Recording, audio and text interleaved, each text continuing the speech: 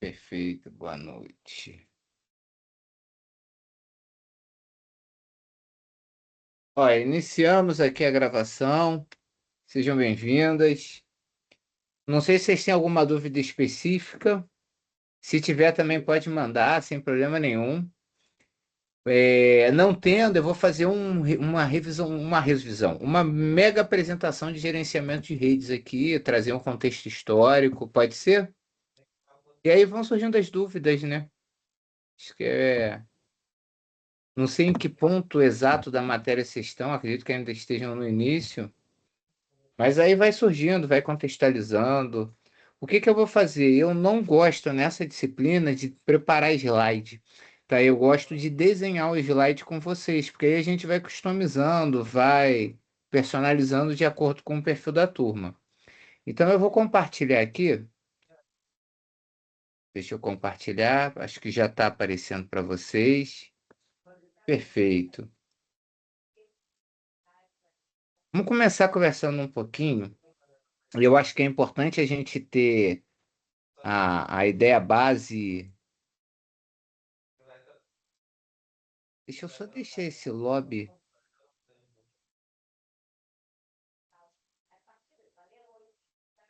Fica uma turma no lobby. Eu não sei como é que. Deixa eu botar. Não, aí eu vou ter que ir clicando aqui. Tá. Qual é a ideia, né? Assim, quando a gente começa a falar de gerenciamento de redes, é importantíssimo a gente entender da onde veio isso, tá?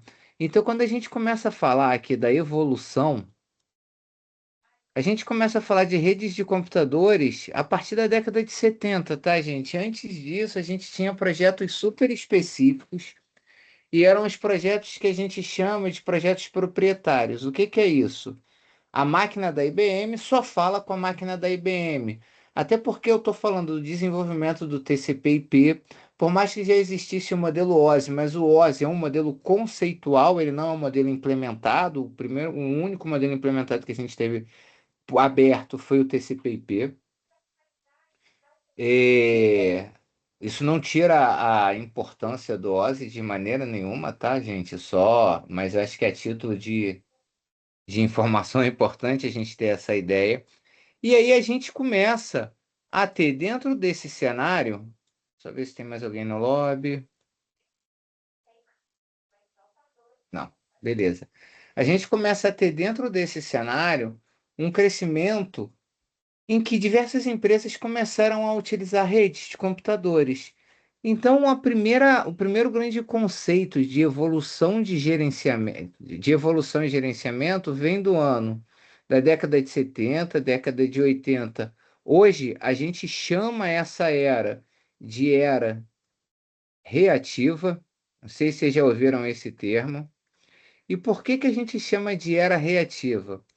Porque o gerenciamento era como se fosse feito no grito. O que isso quer dizer? O administrador ele só sabia se algo deu errado quando algum usuário ligava gritando com ele: minha máquina parou de funcionar.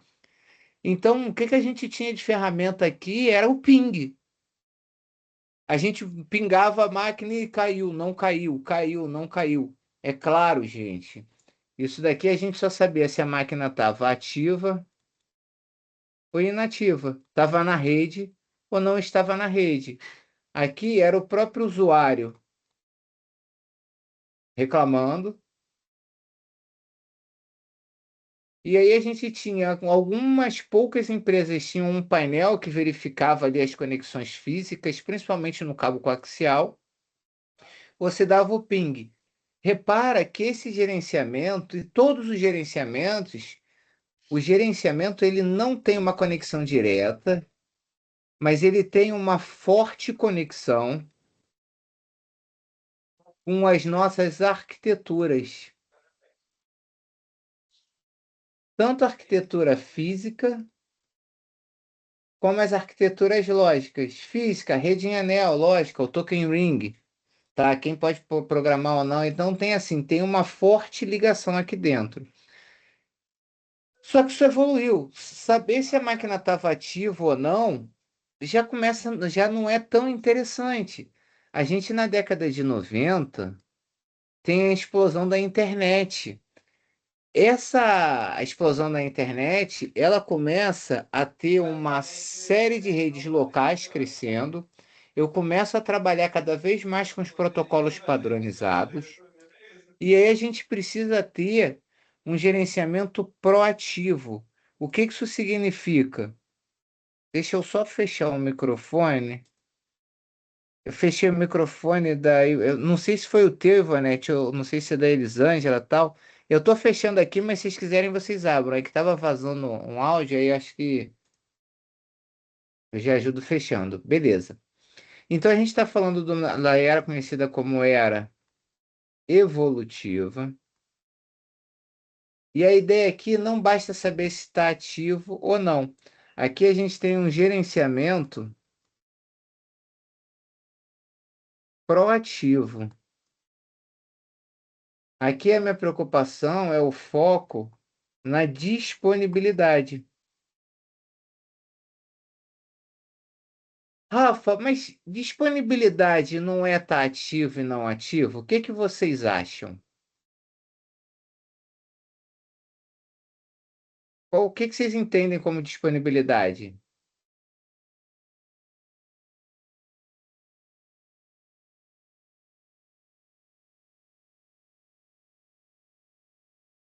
E aí, pessoal? Pensa uma coisa comigo. Imagina que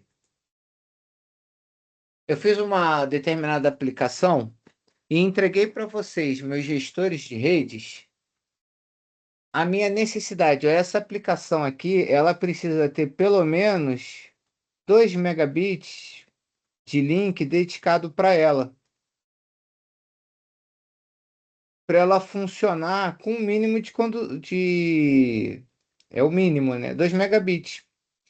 Aí você fala assim, olha, o usuário ele te liga, tá lá a minha aplicação para falar com o servidor, tal, preciso desse link. Aí um usuário te liga e fala assim: olha, o sistema não está funcionando. Se você está na era reativa, você ia testar, ver se a conexão estava ativa. Vai falar assim: ó, o problema não é de conexão, o problema é de banco de dados, o problema é de software. O conceito de disponibilidade é mais do que isso. O conceito de disponibilidade é, primeiro, se está ativo. Segundo, se estando ativo, qual é o recurso disponível que eu tenho? É 2 mega? É 3 mega? É 4 mega? E aí você vai falar mais do que isso. Fala assim, Rafa, legal. Eu posso ter um link aqui de 5 megabits dedicado, só que com o tráfego, se eu tenho muita gente usando, esse link vai se congestionar. Esse link se congestionando, eu saio de 5 megabits e de repente vou estar para minha aplicação com 1 megabit. Ele está disponível? Não. Não, ele está ativo. Só que o mínimo que eu necessito para que a minha aplicação rode não está disponível. Seja por uma questão temporária, seja por uma questão do link estar ruim mesmo. Tá com menos capacidade, etc. Então, repara que quando a gente começa a falar de disponível, disponível é disponível para uso, não é de ligado ou desligado. Imagina o seguinte, Ivanete, eu tenho uma lâmpada de 5 watts, bem fraquinha. Eu consigo ler com essa lâmpada? Não. Tem uma lâmpada? Tem. Só que ela não atende a minha necessidade mínima lá de 40 watts ou 60 watts de luminosidade para eu enxergar o que eu quero ler. É a mesma ideia. Então a gente começa a se preocupar com isso nos anos 90.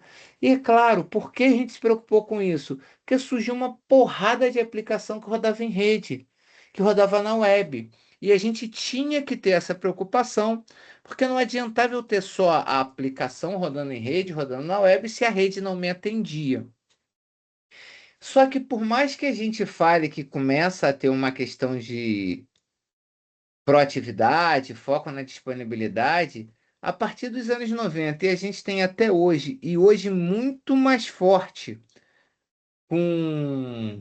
Isso aqui é um atual, muito mais forte com a computação em nuvens, né? A gente tem lá a era moderna, a preocupação mudou completamente. Não basta só estar disponível.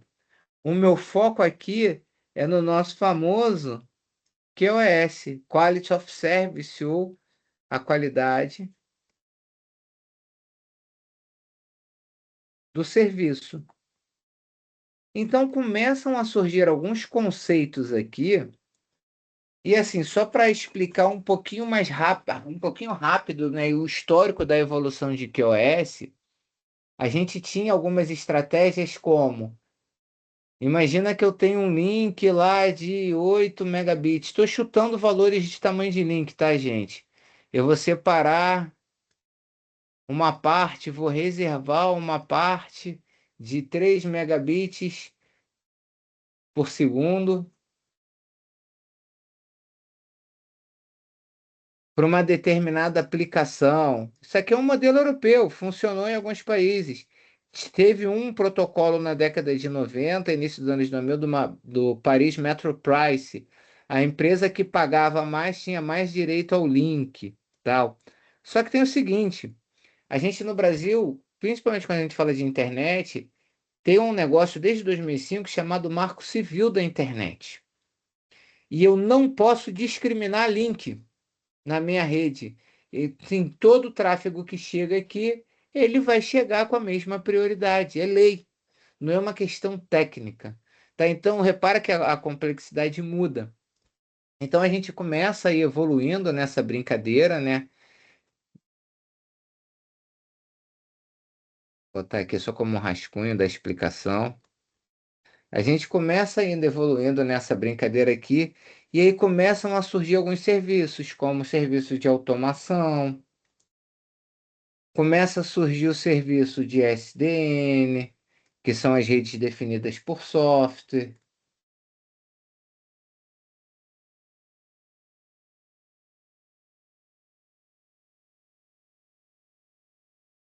Eu começo a trabalhar o conceito de segurança. Não adianta eu ter o link só, o link está up, está ativo. Ele precisa estar performático, isso é, ter disponibilidade up, performático e seguro. Então repara que a gente começa a evoluir esse conceito dentro da evolução de qualidade de rede.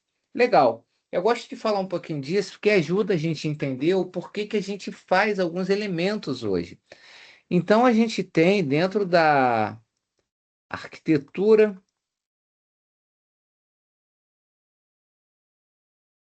de gerenciamento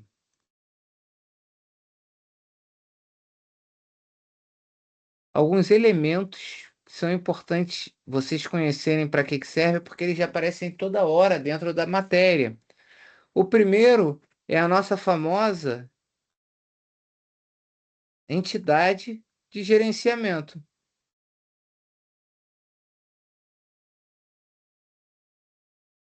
O que que é essa entidade de gerenciamento? Isso daqui é o nosso cérebro. É o cérebro do sistema. É o que vai pensar como eu vou fazer a minha distribuição e o meu controle dentro da rede. Eu tenho os meus dispositivos gerenciados.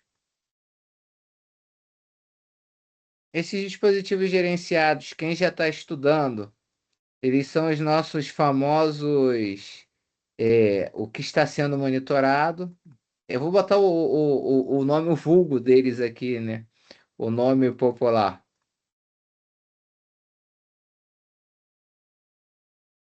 Eu vou ter o protocolo de gerenciamento,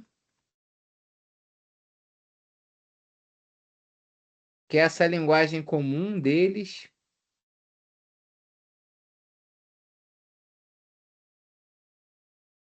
e eu vou ter as informações de gerenciamento. Esses quatro conjuntos de elementos é o que nos permite fazer o gerenciamento da rede hoje.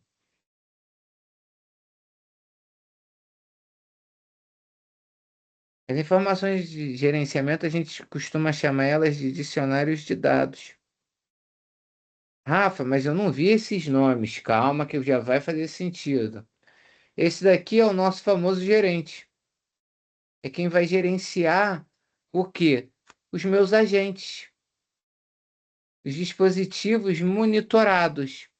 Esse protocolo de gerenciamento, a linguagem comum, é o SNMP.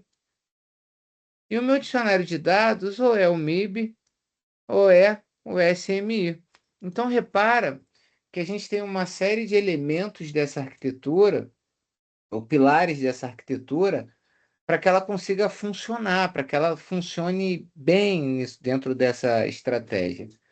Então, por exemplo, quando você pega o SMI, vou botar ele aqui em cima, né, que é Informação de Gerenciamento de Infraestrutura, né? Deixa eu botar em inglês, que até se vocês forem pesquisar para fazer uma complementação do estudo, pesquisa certinho.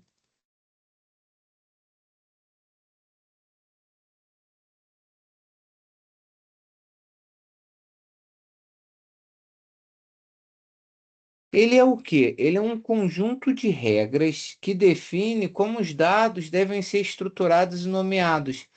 Pensa assim, é uma sintaxe de linguagem. Então, ela vai definir qual é o tipo de dado, é um inteiro, é uma string, é um IP. E geralmente ela utiliza uma notação que é chamada de ASN, que é o Abstract Syntax Notation 1, né?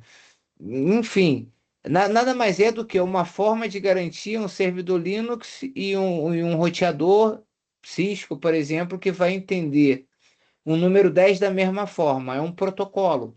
Então, tanto uma máquina Linux quanto uma máquina Cisco, se eu mandar um número 10, os dois têm que ler 10. Então, SMI é isso, são as regras de sintaxe. Vai definir os tipos de dados, vai definir a notação, como se fosse o idioma. A gente tem lá o nosso famoso MIB. O que que é o MIB? É a base de informação gerencial. É o Management Information Base.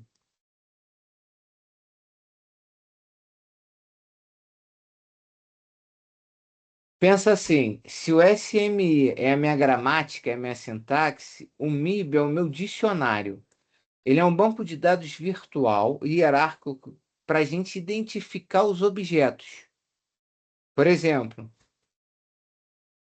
deixa. Eu acabei não escrevendo. Isso aqui é como se fosse a minha gramática, a minha sintaxe, para todo mundo entender a mesma coisa.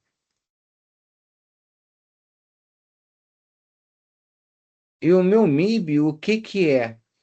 O meu MIB é esse dicionário.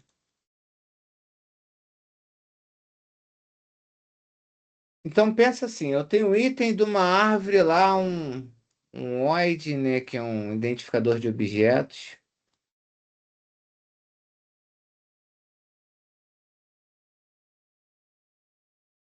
onde eu vou ter, por exemplo, o 1 vai ser a ISO,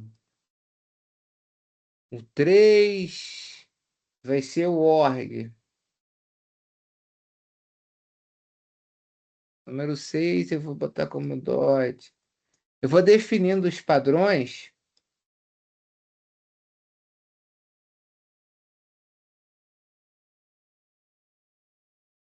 é, o 2 no gerenciamento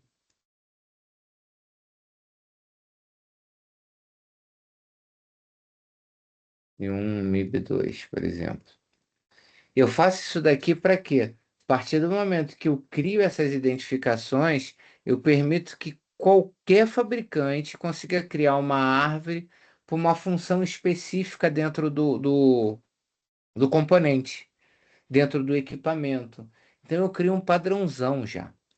Então, quando a gente começa a falar disso, a gente está dizendo o seguinte, ó, eu tenho as informações, tenho o idioma, tenho um padrão, beleza. Agora eu consigo trabalhar esses três elementos aqui, tanto os protocolos de gerenciamento, como os dispositivos gerenciados e as entidades gerenciadas, de uma forma única. Então, eu posso pegar, por exemplo, o meu gerente que está ali gerenciando os meus agentes. e iniciar uma conversa, tá, com esses agentes. Então, esse gerente, ele tem lá os agentes, ele periodicamente, ele começa a perguntar o quê? Por exemplo, como está o uso da CPU? A CPU ela começa ela processa, analisa e retorna. Então eu sei se eu posso mandar mais coisa para cá ou menos coisa para cá. O nome dessa ação a gente costuma chamar de pooling. Eu vou monitorando porque eu vou distribuindo isso daqui. Eu tenho, por exemplo, um agente que deu um alerta aqui qualquer, um que a gente chama de event handling, um alerta de eventos. Eu tenho um alerta inesperado aqui que a gente costuma chamar das armadilhas, né? São os traps. Nada mais é do que um alerta inesperado. Só que eu sei, eu não preciso esperar, como era antigamente, o usuário me telefonar e me gritar. Eu tenho ações de análise aqui dentro que vai transformar uma porrada de números e dados que vão chegando aqui dentro em gráficos. Uso do disco, uso da memória, entre diversos outros. A gente começa a transformar esses gráficos de uma forma que um administrador humano consiga utilizar. E aí a gente tem, dentro da evolução disso daí, alguns padrões, né? Assim, na verdade, a gente trabalha o SNMP, só que quando a gente analisa o histórico dele, deixa eu mudar a cor que eu não gosto de ficar escrevendo de vermelho. Quando eu tenho lá a versão 1, por exemplo, essa era a primeira versão, era a versão mais simples e mais funcional. Ó, vou botar aqui, primeira versão. Ela era mais simples, ela era funcional. Só que em relação à sua segurança, o texto que trafegava na rede era um texto inseguro, era um texto aberto.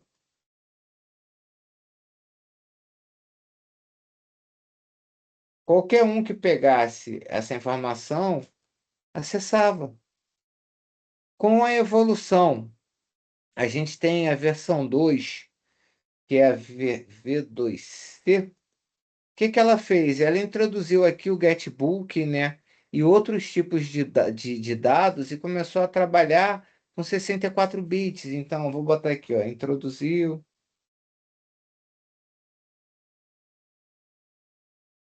Getbook, começou a trabalhar com dados de 64 bits, mas continua sendo insegura, texto aberto. Onde a gente tem hoje a versão 3, né? A versão mais atual, que qual é o foco dela aqui? O foco aqui é segurança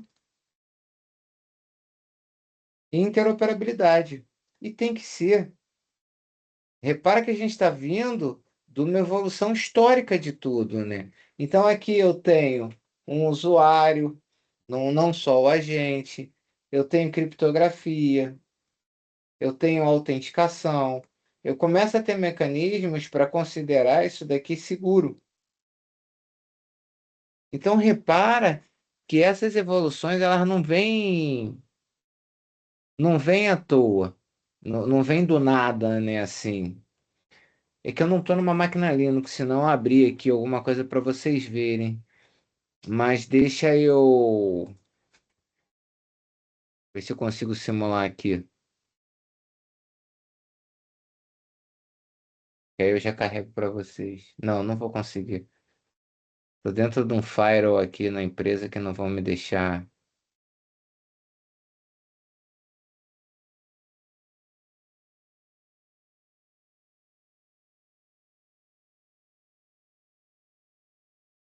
Não vai me deixar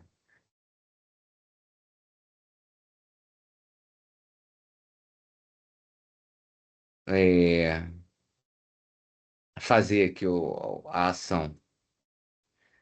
Agora me tira uma dúvida, vocês estão em que parte da matéria? Como é que vocês estão? Essa parte da evolução, do que era, do que não era. Vocês chegaram a ver as operações no SNMP? Deixa eu fazer, eu faço aqui, acho que eu consigo dar uma contextualizada rápida também, se não tiver. Quando a gente fala lá do SNMP, ele foi projetado para quê? Primeiro, para ser leve, para ser rápido, para permitir que os administradores monitorem o desempenho de rede. A ideia é essa, é monitorar desempenho de rede, detectar falha e configurar dispositivo remotamente. Então, a gente tem uma estrutura básica de quatro componentes: as estações de trabalho,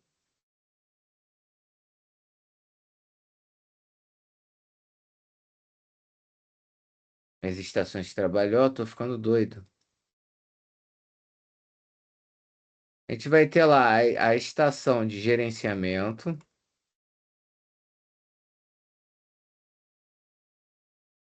que é o Zabbix, PRTG, é o software central aqui.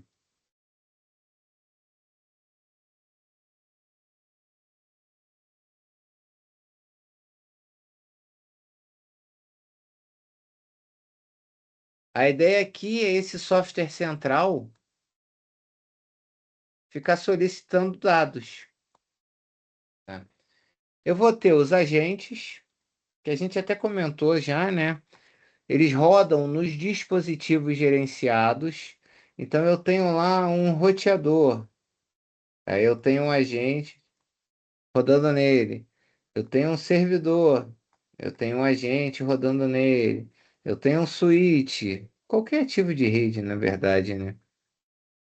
Rodando nele e tal. Eu vou ter o próprio hardware, né, o dispositivo gerenciado, e vou ter a base de informação, o MIB, que é aquele banco de dados hierárquico definindo o que pode ser lido de cada dispositivo. A ideia de operação, né, do SNMP, qual é? É trabalhar um modelo que a gente costuma chamar de modelo Request Response.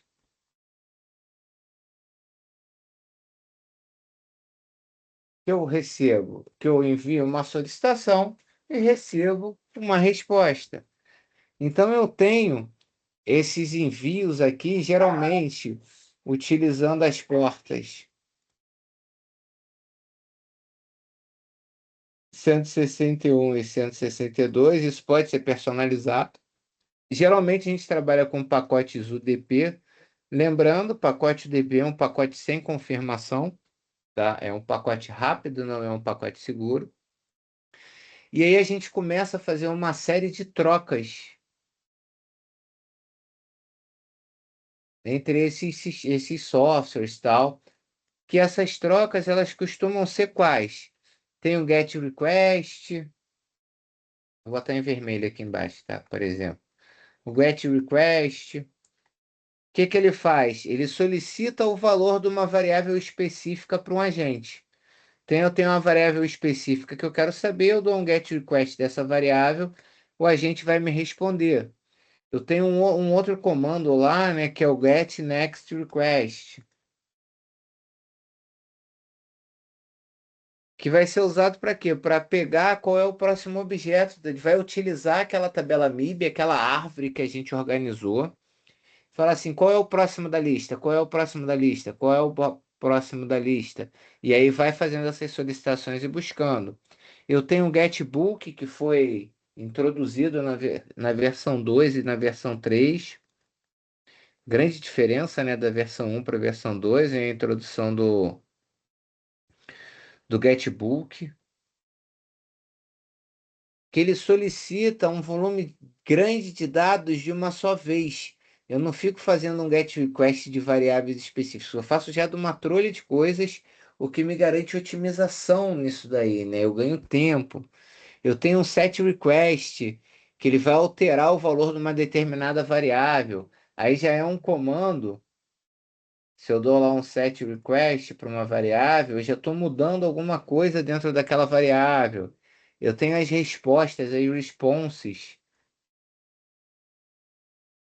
que os agentes mandam como um dado de confirmação, se recebeu, solicitou. Eu tenho as respostas também, as traps, né? As respostas, os erros inesperados, os information requests. Cara, tem uma penca de coisas. É ferramenta utilizando e monitorando a rede o tempo todo para que a gente veja, utilize isso daí. Rafa, tem uma melhor ou uma pior? Não, tá, gente? Essa pergunta sempre surge, mas essa pergunta é uma pergunta que não faz sentido. Por quê? Depende da sua rede, depende da sua arquitetura, depende dos seus ativos, depende da sua topologia, depende da sua do que você quer monitorar. E aí a gente tem alguns exemplos básicos de monitoramento. O que que a gente costuma monitorar principalmente, né? Primeiro a gente faz um monitoramento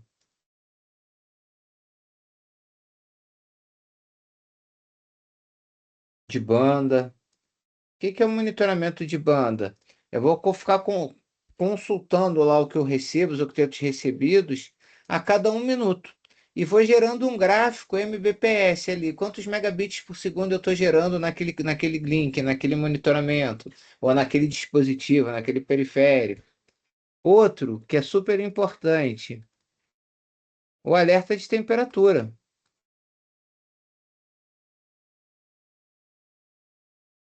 A gente coloca geralmente nos data centers sensores que eles enviam um trap para a gente sempre que essa temperatura ultrapassar 30 graus.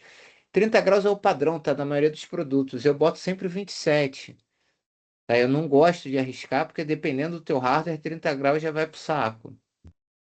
Outro, a gente consegue fazer um inventário automatizado.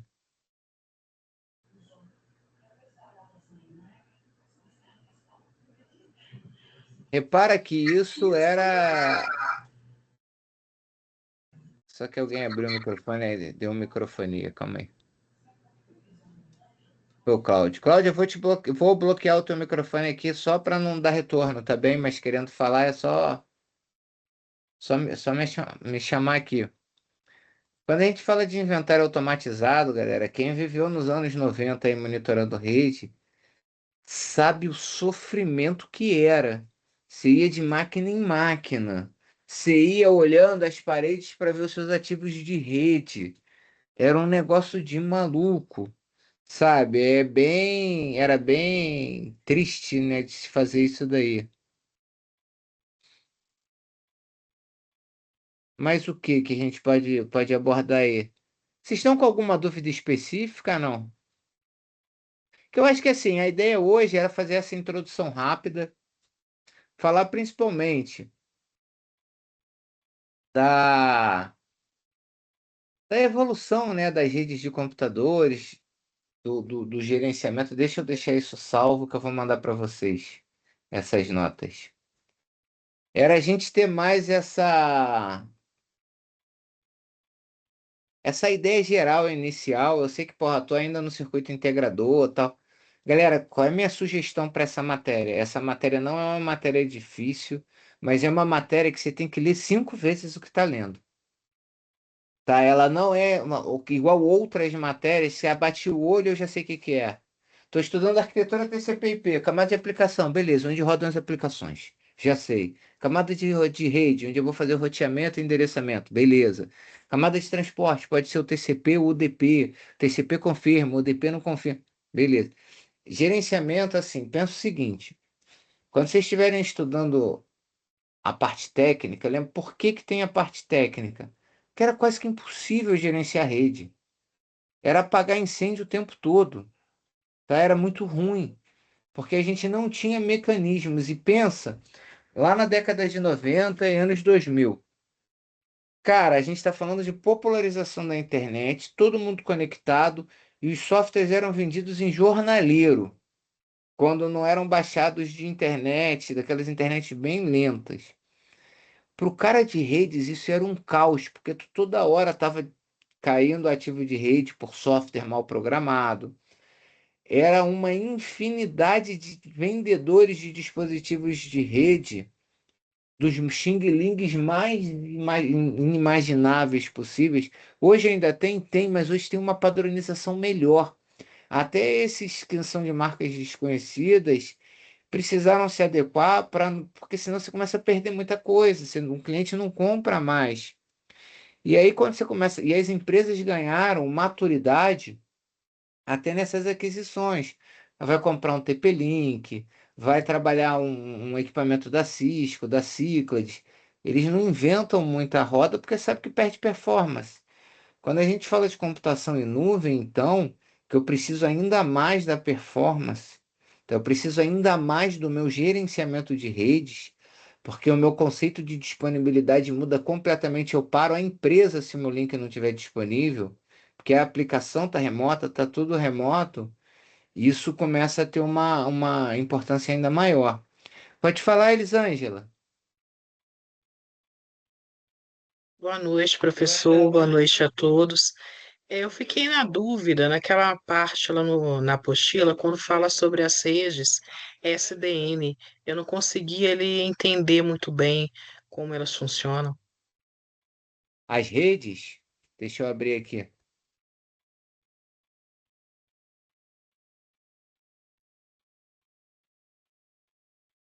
Seria arquiteturas de SDN, e fala sobre redes gerenciadas de softwares.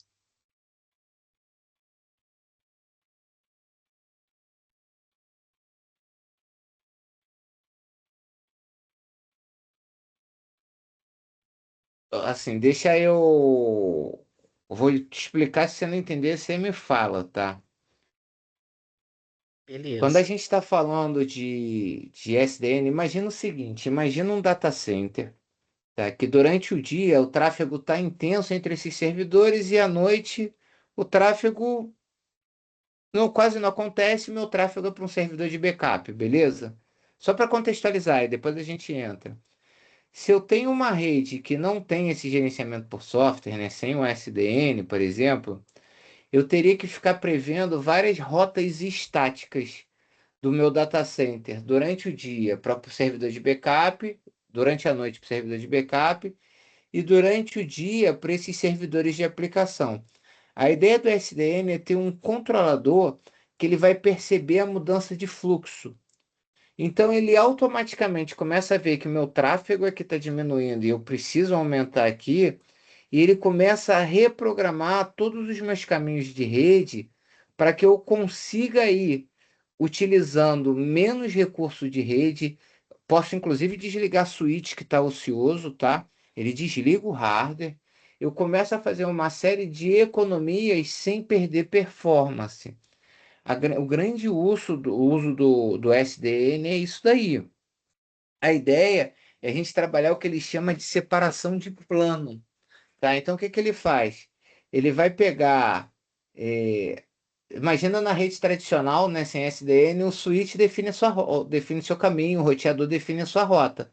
Cada ativo toma a sua própria decisão, pode ser dinâmica ou estática, mas está com um ativo de rede, tá? No SDN, a gente separa essas funções. Eu tenho o cérebro, né, o plano de controle, que ele vai ser responsável pelo quê? Ele tem que decidir qual é o caminho que o tráfego vai seguir, tá? Então ele tem ali uma série de políticas de segurança e de roteamento, tá? Mas ele decide qual é esse caminho. Eu não tenho um administrador fazendo isso daí. Eu tenho, na verdade, um controlador SDN, tá? Quando a gente está falando lá dos braços, né, dos planos de dados, dos encaminhamentos, esses dispositivos físicos, os switches, por exemplo, os roteadores, eles apenas vão executar o que o meu controlador SDN fez. Ele não tem mais essa liberdade de escolha de rota nem nada disso. Ele executa aquilo ali a partir da tabela que o meu cérebro, que o meu controlador SDN já mandou para eles, tá? Então isso ajuda no quê? Tá? A ideia é que quando eu consigo trabalhar isso daí, eu consigo pegar uma aplicação de rede, onde eu vou definir várias regras de firewall, eu vou balancear a carga ou eu vou definir qualidade de serviço. Para determinadas aplicações, eu quero ter mais fluxos, mais caminhos, para outras não. Tem aquela interface, o Northbound Interface, né, interface norte, que geralmente tem, que nada mais é do que a comunicação entre o agente e o agente e o controlador, para verificar o status do que está acontecendo ali dentro, né? Tem o OpenFlow da interface Sul. Eu não estou conseguindo abrir o circuito aqui para ver exatamente o que que ele tá, pode estar gerando dúvida. Mas aí eu estou trazendo pelo conhecimento lá de SDN, né? Professor, mas foi ótima explicação. É esse entendimento do conceito mesmo que eu estava ali na dúvida. Aí deu para Entendi. entender legal. Uma coisa legal do SDN é o seguinte, né? Porque eu acho que não está nem no material. A gente hoje não pensa mais tecnologia pela tecnologia. A gente tem que pensar na tecnologia junto com seu custo-benefício. Quando eu trabalho com SDN, eu tenho redução tanto de CAPEX quanto de OPEX, né? O que que é isso? O dinheiro de investimento de novos ativos e o dinheiro para manter a rede. O OPEX é o capital da manutenção, né? O quanto eu vou gastar para manter aquela rede ativa. Quando eu consigo gerenciar isso daí com menos intervenção humana, a gente erra menos. Então a rede acaba sendo mais barata para a empresa. Parece bobeira, mas é isso que salva o investimento em redes, né? Qual é o retorno que isso dá? Um outro conceito, além da agilidade, né, que eu tenho o provisionamento dos serviços mais rápidos, eu posso alterar a rede em tempo real. A gente chama isso de programabilidade da rede, né, que outras redes estáticas já não têm. Então a gente tem, pô, na parte de segurança, ele consegue detectar ameaça e reconfigurar a rota. Então, se eu acho que um switch está sofrendo um ataque de DOS, por exemplo, eu consigo programar para ele eliminar aquele switch e mudar a rota. Que aí eu isolo quem está tentando invadir, ou se eu tenho um comportamento suspeito. Cara, tem uma série de benefícios que podem ser utilizados. Muito legal, obrigada. Deu para Nada. entender bem. Ai, que bom, Elisante. Olha só, gente. Eu vou mandar esse material para vocês, desses rascunhos que foram feitos. Mas qualquer dúvida, manda mensagem também, não tem problema não. A gente vai, deixa eu só salvar aqui.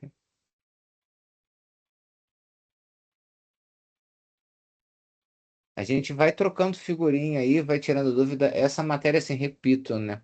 Ela não é uma matéria difícil, mas ela é uma matéria que traz conceitos mais gerenciais realmente. Então, até o seu entendimento não é direto, tá? Tem que ler duas, três vezes.